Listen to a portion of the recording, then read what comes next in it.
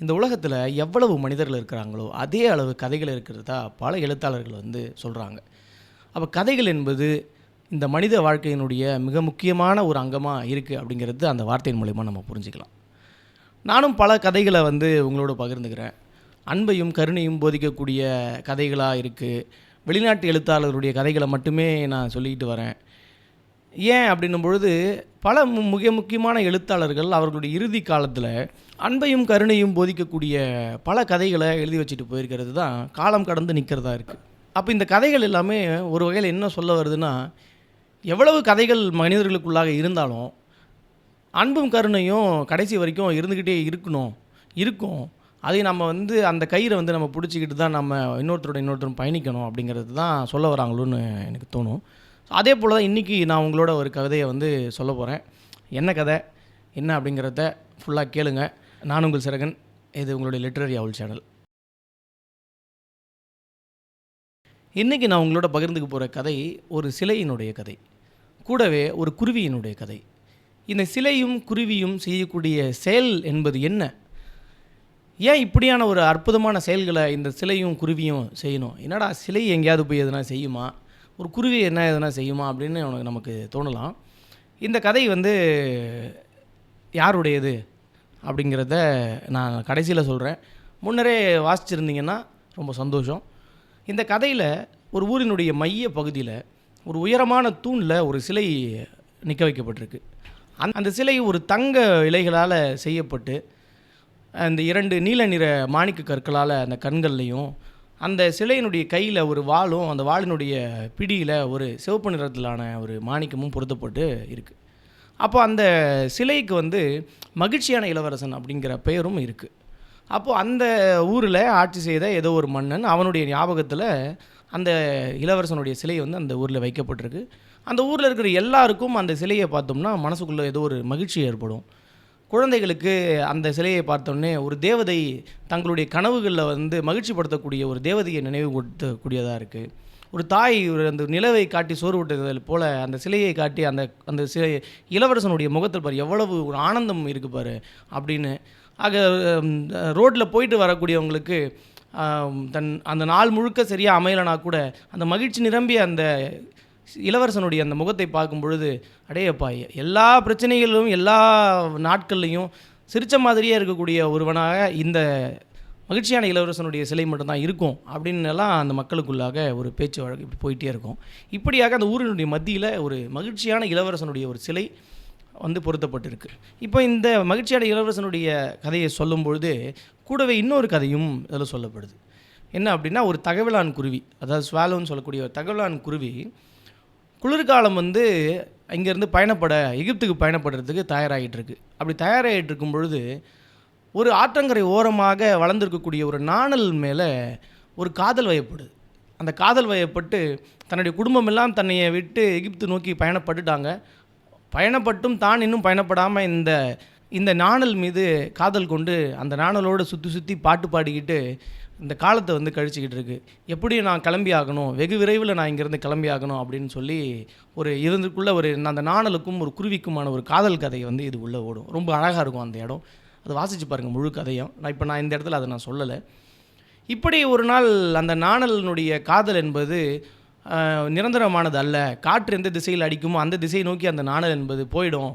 என்னுடைய காதல் இப்படி போகக்கூடியது, அப்போ இது நிரந்தரம் இல்லை அப்படின்னு சொல்லி இதை உணர்ந்துக்கிட்டு நம்ம இங்கேருந்து பயணப்படுவோம் அப்படின்னு சொல்லி அந்த குருவி, தகவலான் குருவி, அந்த இடத்துலேருந்து பயணப்பட்டு அந்த ஊரினுடைய மத்திய பகுதிக்கு வரும் ஒரு இரவு நேரம். அப்போ இந்த இரவு நேரத்தில் நம்ம இங்கேருந்து எங்கேயாவது தங்கிட்டு நாம் நம்மளுடைய பயணத்தை தொடங்கலாம் அப்படின்னு சொல்லி போகும்பொழுது அந்த சிலையை பார்க்கும். அப்போது அந்த சிலையை பார்க்கும் பொழுது ஒரு நல்ல தங்க நிறத்தில் ஜொலிக்கக்கூடிய ஒரு சிலை. அந்த சிலையினுடைய காலடியில் நம்ம போயிட்டு தூங்கிடலாம், நமக்கு எதுவும் இருக்காது, நல்ல இடமாக இருக்குது அப்படின்னு சொல்லி அந்த சிலையினுடைய காலடியில் போயிட்டு அந்த குருவி தஞ்சமடையும். அப்போ அந்த நேரத்தில் ஒரு துளி, நீரினுடைய துளி அந்த பறவையினுடைய மேலே விழுந்த உடனே என்னடா இது பெரிய ஆச்சரியமாக இருக்குது, இந்த நேரத்தில் இப்போ இந்த காலத்துக்கட்டத்தில் வானமெல்லாம் திறந்துருக்கு, நட்சத்திரங்கள்லாம் நல்லா மின்னுது, காலையில் கூட நான் வந்து இன்னும் இந்த தகவலான்குரிய ஒன்று இந்த காலகட்டத்தில் இருக்குதுன்னு சொல்லி ஒரு பறவை பார்க்கக்கூடிய ஒரு மனிதர் நம்மளை பார்த்து குறிப்பெடுத்துக்கிட்டு செய்தித்தாளில் ஏதோ ஒரு தகவல் கூட எழுதுனா, ஆச்சரியமான குருவி வந்து இந்த நேரத்தில் இன்னும் இருக்குது எங்கேயும் போகாமல், அதாவது வலசை இன்னும் தொடங்காமல் இங்கே இருக்குது அப்படின்னு எழுதுனானே அப்படின்னு நினச்சிக்கும். இப்படியான நேரத்தில் எப்படி ஒரு துளி வந்து நீர்த்துளி நம்ம மேலே விழுது அப்படின்னு சொல்லி, சரி இது வேலைக்காகாது பொழுது நாம் எங்கேயாவது நல்லா மூடி இருக்கக்கூடிய பகுதியாக நோக்கி நம்ம போய் தூங்கலாம் அப்படின்னு நினைக்கும்பொழுது திருப்பி இரண்டாவது துளி விழும்.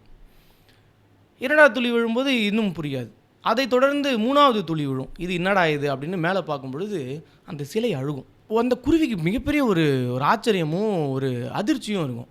என்ன ஒரு சிலை வந்து எப்படி அழுகுது, அதோடைய கண்ணிலிருந்து எப்படி கண்ணீர் வருது அப்படின்னு மிகப்பெரிய ஒரு ஆச்சரியமும் அதிர்ச்சியும் அந்த குருவிக்கு ஏற்படும். அப்போது அந்த சிலையின் இடத்துல கேட்கும், நீ யார், நீ எதுக்கு இப்போ அழுகுற அப்படின்னு கேட்கும்பொழுது, என்னுடைய பேர் மகிழ்ச்சியான இளவரசன் அப்படின்னு. என்னது மகிழ்ச்சியான இளவரசனா? மகிழ்ச்சியான இளவரசன்னு சொல்கிற, நீ ஏன் அழுகுற அப்படின்னு கேட்கும்பொழுது, இப்போ பாருங்கள் அந்த கேள்வி பாருங்கள், அந்த எப்படி கட்டமைச்சிருக்கான் பாருங்கள். பேர் மகிழ்ச்சியான இளவரசன், ஆனால் கவலையோடு இருக்கக்கூடிய அந்த சிலை அழுவுது. அப்போ பேர் ஏன்டா மகிழ்ச்சியான இளவரசன் பேர் வச்சிருக்கு, எதுக்கிட்ட அழுகுற, நீ தான் மகிழ்ச்சியானவன் ஆச்சேன்ற ஒரு துணியில் அந்த பறவை அந்த கேள்வியை கேட்கும். அப்போது அந்த இளவரசன் சொல்லுவான், நான் வந்து இந்த வெளி உலகத்தையே பார்க்காமல் என்னை மிகுந்த மகிழ்ச்சியோடவே என்னுடைய இளமை காலம் முழுக்க என்னை வளர்த்தாங்க.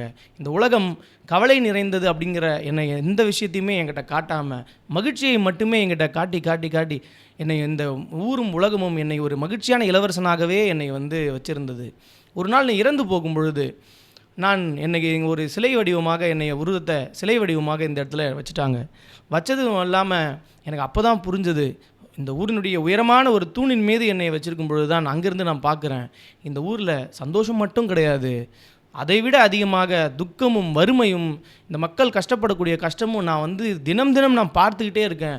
என்னால் இது எல்லாம் பார்க்க முடியல, எனக்கு ஒரு மாதிரி மிகுந்த ஒரு வலியை வந்து இதெல்லாம் கொடுக்குது, அந்த வலியை பார்க்கும்பொழுது எனக்கு கண்ணீர் வருது அப்படின்னு சொல்லி அந்த சிலை அந்த பறவையின் இடத்துல சொல்லிக்கிட்டு இருக்கும் பொழுது, சரிப்பா நல்லது, சரி நீ வந்து பாரு, நான் வந்து எகிப்துக்கு கிளம்பணும், ஆல்ரெடி வந்து ஒரு வாரத்துக்கு முன்னாடியே என்னுடைய ஃபேமிலியெல்லாம் கிளம்பிட்டாங்க, என்னுடைய மனைவி வந்து புறப்பட்டு போயிட்டா, நான் போய் அவங்களோட சேரணும், நான் எகிப்தில் வந்து ஒரு பேரோ மன்னனுடைய நிழலில் போய் நான் வந்து நிழலில் ஓய்வெடுக்கணும் அப்படின்ற விஷயங்கள் எல்லாத்தையும் சொல்லும் பொழுது, ஓ நண்பா, என் நண்பா, என் குருவி நண்பா அப்படின்னு சொல்லி அந்த சிலை கேட்கும். என்ன சொல்லு அப்படின்னு. எனக்காக நீ ஒரு இரவு தங்கிட்டு ஒரு உதவியை நீ செய்துட்டு போகக்கூடாதா அப்படின்னு கேட்கும்பொழுது, நான் ஆல்ரெடி வந்து நான் லேட் பண்ணிட்டேன், நான் போய் என் குடும்பத்தை போய் திருப்பி சந்திக்கணும், நான் நிறைய இடங்களில் பயணப்படணும், நான் இப்படி உனக்கு எப்படி நான் இப்போ உதவி செய்ய முடியும், அப்படி நான் உனக்கு உதவி பண்ணனா இன்னும் நான் என்னுடைய காலம் வந்து நேரம் நான் வந்து தவற விடுவேன் அப்படின்னு சொல்லும்பொழுது, இந்த ஒரே ஒரு உதவி நீ செய்யக்கூடாதா, இந்த இரவு தங்கி நீ செய்யக்கூடாதா, அங்கே தூரத்தில் இங்கேருந்து நான் பார்க்கும் பொழுது ஒரு தூரத்தில் ஒரு வீட்டினுடைய ஒரு ஜன்னலில் ஒரு தாய் தன்னுடைய கவலையான முகத்தோடு உட்கார்ந்து துணி தைச்சிக்கிட்டு இருக்கா. அங்கே ஆடல் பாடலும் செய்யக்கூடிய ஒரு குழுவினருக்கு தன்னால் இயன்ற வேகமாக ஒரு துணியை வந்து தைச்சி கொடுத்துக்கிட்டு இருக்கா. அந்த துணி தைச்சி கொடுத்துட்டு பக்கத்திலேயே அந்த பெட்டில் தன்னுடைய மகன் நோய்வாய்ப்பட்டு அவன் வந்து தன்னுடைய தூக்கத்தில் புலம்பிக்கிட்டே இருக்கான். தனக்கு ஆரஞ்சு பழம் வேணும்னு கேட்டு தன் தாயிடத்தில் அவன் வந்து வேண்டிக்கிட்டே இருக்கிறான் தூக்கத்தில். ஆனால் அந்த தாயிடத்தில் தன்னுடைய மகனுக்கு குடிக்க குடிநீரை தவிர கொடுக்கறதுக்கு எதுவுமே இல்லைங்கிறத பார்த்து எனக்கு மிகப்பெரிய வருத்தமாக இருக்குது மனசு. தயவு செய்து நீ என்னுடைய ஒரு கண்ணில் இருக்கக்கூடிய ஒரு இந்த நீல நிற கல்லை ஒன்று எடுத்துகிட்டு போயிட்டு அவர்களுக்கு தெரியாமல் அந்த வீட்டில் அந்த தாய்மார் இடத்துல அந்த குழந்தையின் இடத்துல பக்கத்தில் நீ வச்சுட்டு வந்துட முடியுமா அப்படின்னு கேட்கும் பொழுது பதறி போயிடும் அந்த குருவி. என்ன சொல்கிற நீ, நான் போய் உன்னுடைய கண்ணை போய் நான் எப்படி பறிப்பேனா, அவ்வளோ கொடூரமானவனா அப்படின்னும் பொழுது, இல்லை நீ அதெல்லாம் யோசிக்க வேணாம் அப்படின்னு சொல்லி அந்த சிலை தன்னுடைய அந்த கண்ணில் இருக்கக்கூடிய அந்த கல்லை எடுத்துக்கோ அப்படின்னு சொல்லும் பொழுது, இது ஒரு நல்ல காரியம், அந்த குழந்தைக்கு தேவையான உணவு என்பது கிடைக்கும், நீ எடுத்துக்கிட்டு போகணும் பொழுது ரொம்ப நேர யோசனைக்கு பிறகா அங்கேருந்து அந்த கண்ணில் இருக்கக்கூடிய அந்த கல்லை எடுத்துக்கிட்டு போயிட்டு நேராக பறந்து போய் அந்த வீட்டில் அந்த ஜன்னல் வழியாக உள்ள போந்து அந்த தாய்க்கும் அந்த உறங்கி கொண்டிருக்கிற அந்த குழந்தைக்கும் தெரியாமல் ஒரு கல்லை அந்த இடத்துல வைத்து அந்த பறவை திரும்பி வரும். அப்போ அந்த கல்லை பார்க்கக்கூடிய அந்த அம்மா தன்னுடைய மகனுக்கு தேவையான உணவுப் பொருட்களை தன்னால் செய்ய முடியும் அப்படிங்கிற ஒரு மகிழ்ச்சியை வந்து அந்த தூரத்துலேருந்து அந்த சிலை பார்க்கும். அப்போது அந்த பறவை வர வழியில் திருப்பியும் இப்படியெல்லாம் யோசிச்சுக்கிட்டே வருது. நம்ம வேலை முடிஞ்சிருச்சு, நாம் இப்போது எகிப்துக்கு போகணும், நம்ம போயிட்டு நம்மளுடைய குடும்பத்தோடு நம்ம ஒன்று சேர்ந்து நிறைய பயணப்படணும் அப்படின்னு நினச்சிக்கிட்டே வரும்பொழுது திருப்பியும், எப்பா நீ சொன்ன வேலையை நான் செய்துட்டேன், நான் கிளம்புறேன், நான் வந்து அடுத்த நாள் நான் வெளியே காலையில் நான் கிளம்புனா தான் என்னுடைய பயணம் என்பது கரெக்டாக இருக்கும் அப்படின்னு சொல்லும்பொழுது, திருப்பவும் அந்த சிலை, நண்பா, ஓ நண்பா, என் குருவி நண்பனே, எனக்கு இன்னொரு நாள் நீ இரவு தங்கியிருந்து எனக்கு நீ உதவி செய்துட்டு போகக்கூடாதா அப்படின்னும் பொழுது, ஏன்டா ஆல்ரெடி நான் லேட் ஆகி போச்சு, நீ கேட்டேன்னு தான் நான் போன இரவு தங்கி உனக்காக நான் உதவி செய்தேன், திருப்பியும் நீ இன்னொரு நாள் என்னை தங்கி என்னை உதவி செய்ய சொல்கிறிய அப்படின்னு சொல்லும் பொழுது அவர் சொல்லுவார், அங்கே ஒரு ஒரு தூரத்தில் நான் பார்க்குறேன், ஒரு நாடகம் எழுதக்கூடிய ஒரு இளைஞன் தன் நாடகம் வந்து நிறைவேறாமல், தன்னுடைய நாடகம் ஒரு நாடக மேடையில் ஏறாமல், அவன் வந்து உணவு இல்லாமல் பசியில் அந்த கதையை அவன் சரியாக முடிக்க முடியாமல் அவன் அங்கே அல்லாடிக்கிட்டு இருக்கிறான். அவன் வந்து இந்த பசியினுடைய சோர்வில் அவன் வந்து தன்னுடைய மேசையின் மீது அப்படியே உறங்கிக்கிட்டு இருக்கிறான். அதை பார்த்து என்னை எப்படி என்னால் சாதாரணமாக இருக்க முடியும்?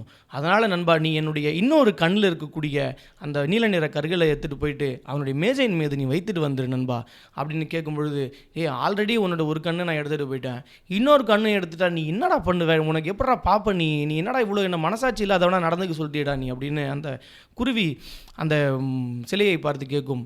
பரவாயில்ல, நீ தயவுசெய்து எடுத்துக்கிட்டு போ அப்படின்ன உடனே இந்த முறையும் அந்த பறவை அந்த கண்ணை எடுத்துக்கிட்டு அந்த கல்லை எடுத்துக்கிட்டு அந்த கதை எழுதக்கூடிய அந்த கதையாசிரியன் படுத்துட்டு இருக்கக்கூடிய அந்த வீட்டுக்கு நோக்கி போய் அவனுக்கு தெரியாமல் அந்த தன் வீட்டில் இருக்கக்கூடிய ஒரு சின்ன ஓட்டையின் வழியாக உள்ளே புகுந்து அந்த மேசையின் மீது ஒரு அந்த கல்லை வந்து பதிச்சுட்டு வந்துடும். அப்போ அந்த கல் வந்து அந்த பார்க்க உடனே, அப்போது யாரோ நம்மளுடைய கதையின் மீது ஆர்வம் இருக்கக்கூடிய யாரோ நமக்காக நம்மளுடைய கதையை முடிப்பதற்காக என்னுடைய உணவுக்காக எனக்கு ஒரு பரிசாக கொடுத்துருக்காங்கன்னு நினச்சி அவன் சந்தோஷப்படுவான். ஆக இப்படியாக அந்த வேலையை முடிச்சுட்டு திருப்பி வந்த உடனே, நீ சொன்ன அந்த வேலையை முடித்து விட்டேன் சிலையே அப்படின்னும் பொழுது, நான் இப்போது ஊருக்கு போகிறேன் அப்படின்னும் பொழுது திருப்பியும் அந்த சிலை சொல்லும், நண்பா, ஓ நண்பா, என் பறவை நண்பனே, அந்த ஒரு ஓரத்தில் ஒரு சின்ன பெண் தீக்குச்சி விற்றுக்கிட்டு இருக்கா. அந்த தீக்குச்சி வித்திட்டு இருக்கக்கூடிய பெண் தீக்குச்சி என்பது எங்கேயோ கீழே விழுந்து தொலைச்சிட்டா. தன்னுடைய வீட்டுக்கு போனால் தன்னுடைய தகப்பன் தன்னை வந்து வைதுருவான், அடிச்சிருவான், தன்னை திட்டுவான் அப்படிங்கிற பயத்தில் அந்த குழந்தை அங்கே நின்று ரொம்ப ஒரு மனவருந்தி அழுதுகிட்டு இருக்கிறா. தயவுசெய்து நீ என்னுடைய வாளினுடைய பிடியில் இருக்கக்கூடிய அந்த சிவப்பு நிற கல்லை எடுத்துகிட்டு போய் அந்த குழந்தை இடத்துல நீ கொடுத்துரு, அவள் திட்டு வாங்க மாட்டா அப்படின்னு சொல்லும் பொழுது அந்த பறவை சொல்லும், ஆல்ரெடி நீ சொன்ன நான் 2 இரவுகள் வந்து நீங்கள் தங்கி உனக்கு நான் உதவிகளை பண்ணியிருக்கேன், திருப்பியும் நீ என்னை இன்னொரு நாள் இருக்க சொல்கிறியே அப்படின்னும் பொழுது, கடைசியாக ஒன்றில் இருக்கக்கூடியது அது மட்டும்தானே, அதையும் நீ கொடுக்க சொல்கிறியன்னும்போது, இந்த கல்லை வைத்து நான் என்ன செய்ய போகிறேன், எடுத்துகிட்டு போய் கொடு நண்பனே. அந்த பறவை அந்த கல்லை எடுத்துகிட்டு போயிட்டு அந்த குழந்தை இடத்துல அந்த போட்டுரும். அப்போ அந்த குழந்தை அந்த கல்லை பார்த்தோன்னே இது ஒரு மிகப்பெரிய ஒரு பொக்கிஷமாக இருக்குதுன்னு நினச்சிட்டு தன் தந்தை இடத்துல கொண்டு போய் அந்த குழந்தை காட்டும். அப்போது அந்த தந்தை அதை பார்த்துட்டு, நம்மளுடைய கஷ்டமெல்லாம் தீரப்போகுது அப்படின்னு நினச்சி ரொம்ப மகிழ்ச்சி அடைவார். ஆக திரும்பி வரக்கூடிய அந்த பறவை இந்த முறை தன்னுடைய குடும்பம் இருக்கக்கூடிய இடத்துக்கு போகணும் அப்படின்னு கேட்காது. வந்து உன்னுடைய கண்களும் உன்னுடைய வாளில் இருக்கக்கூடிய கற்களும் எல்லாத்தையும் நீ கொடுக்க சொல்லிட்ட, எனக்கு வந்து என்னுடைய ஊருக்கு போகணுங்கிற எண்ணமே எனக்கு வந்து போயிருச்சு அப்படின்னு, நான் உன்னுடைய கருணையை பார்த்து நான் உன்னோடவே இருந்துடலாம்னு எனக்கு தோணுது அப்படின்னு அந்த குருவி அந்த சிலை இடத்துல சொல்லும் பொழுது, நண்பா, ஓ நண்பா, என் குருவி நண்பனே, என்னுடைய உடல் முழுக்க இருக்கக்கூடிய அந்த தங்க இலைகளை எடுத்துகிட்டு போயிட்டு இங்கே இருக்கிறாங்களே இந்த தெருவில் இருக்கக்கூடிய இந்த மக்கள் உணவு இல்லாமல் நோய்வாய்ப்பட்டு கஷ்டமாக ஒருவேளை உணவு கூட சரியாக சாப்பிடாமல் நிறைய பேர் மக்கள் இப்படி கஷ்டப்படுறாங்க, அவனுக்கு எல்லாருக்கும் இந்த எடுத்துகிட்டு போயிட்டு இந்த இலைகளை எடுத்துகிட்டு போயிட்டு நீ வந்து பகிர்ந்து அளிக்கணும் அப்படின்னும் பொழுது, அதையும் அந்த குருவி கொஞ்சம் கொஞ்சமாக எல்லாம் எடுத்துக்கிட்டு போயிட்டு அந்த மக்களுக்கு செய்யும் பொழுது அந்த மக்கள் எல்லோரும் ஒரு மகிழ்ச்சியில் வந்து திளைப்பாங்க.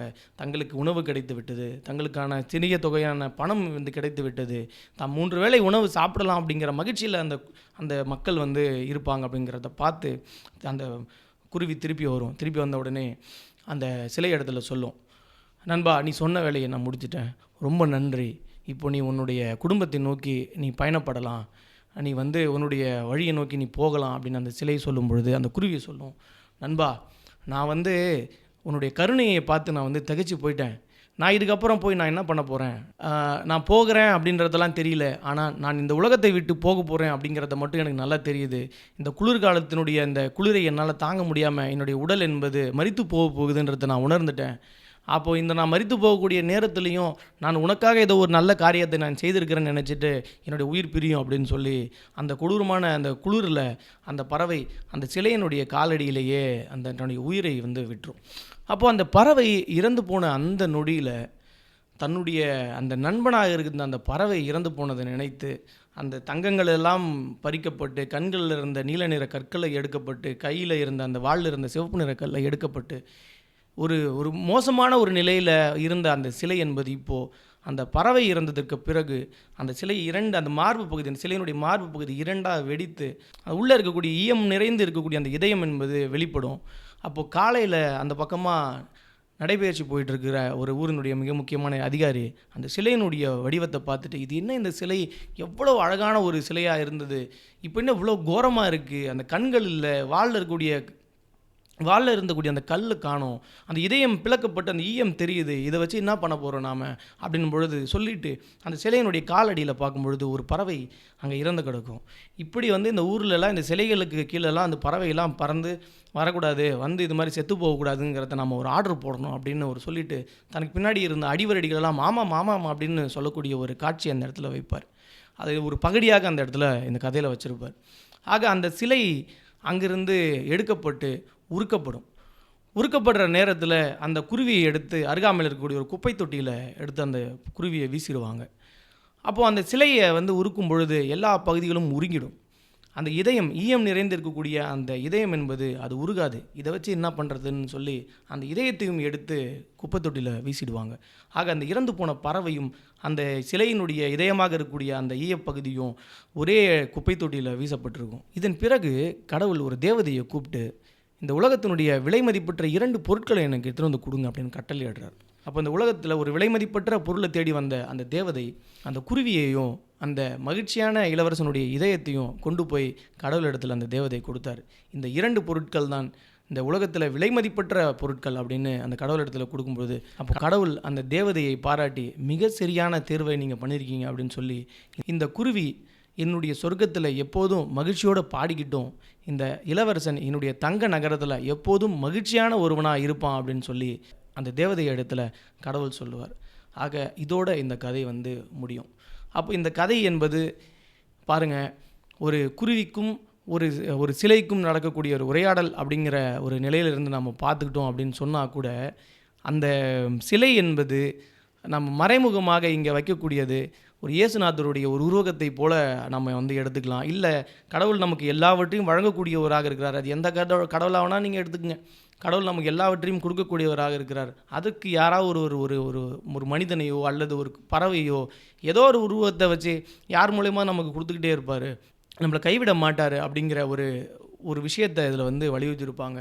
ஆக தன்னுடைய நிலை மாறிய போனாலும் அன்பும் கருணையும் ரொம்ப முக்கியம் அப்படிங்கிறத இந்த சிலையும் இந்த பறவையும் நமக்கு பல வகையில் உணர்த்தி இருக்கிறத நம்ம புரிஞ்சிக்க முடியும்.